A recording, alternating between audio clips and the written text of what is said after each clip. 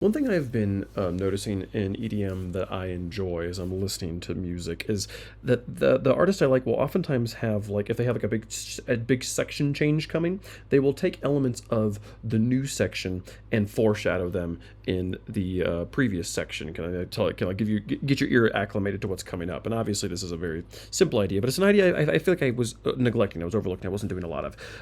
And so today I made an attempt at doing that in the Radiohead drum and bass. And going into the drop of our Radiohead drum and bass,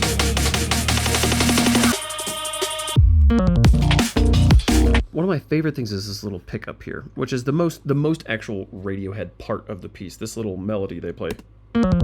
Those are the opening four notes of Everything in its Right Place by Radiohead. Obviously they're sped up there, but the is one of my favorites. I think the reason I really like this sample, this sound, this idea.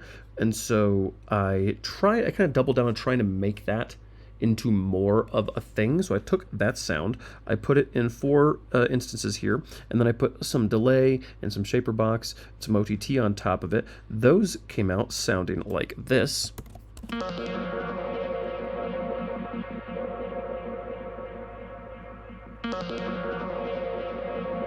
The delay is just doing a lot of kind of like it's this fateful preset. It bounces around a lot, kind of like a ping pongy sort of effect.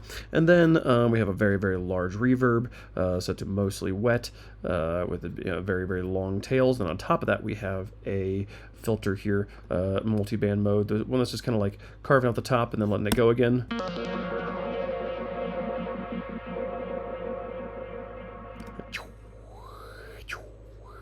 And then the low end's kind of doing a tremolo. So we get that kind of whoop, whoop, whoop, whoop, whoop sound from. But then we also have OTT and channel EQ on it that are carving out a lot of the low end without these.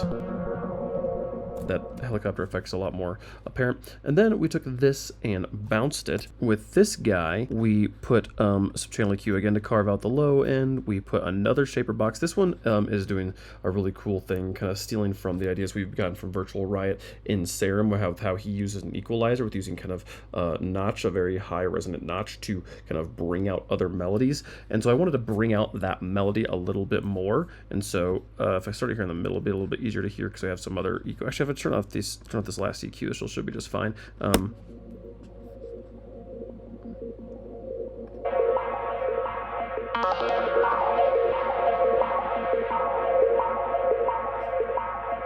Try to get that,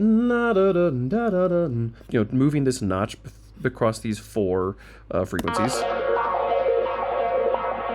And then also just adjusting the resonance to kind of go down, so it's not, if it was up, like at this, it's a lot more. You hear a lot more of the, it's going instead of da-da-do-do. And then we put these EQs on it to slowly go up. So we're gonna bring it in, and then we have this guy's just taking out some really kind of annoying frequencies in there. And you put that into the mix, and it sounds like this.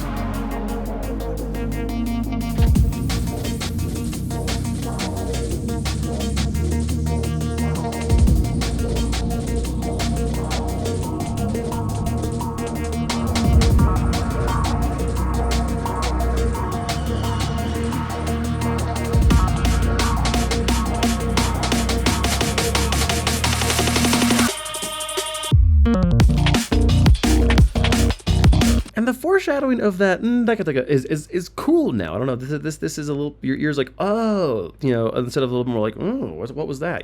I don't love how it sits right now. I think in the mix right now, it just kind of like, it feels like it's gone.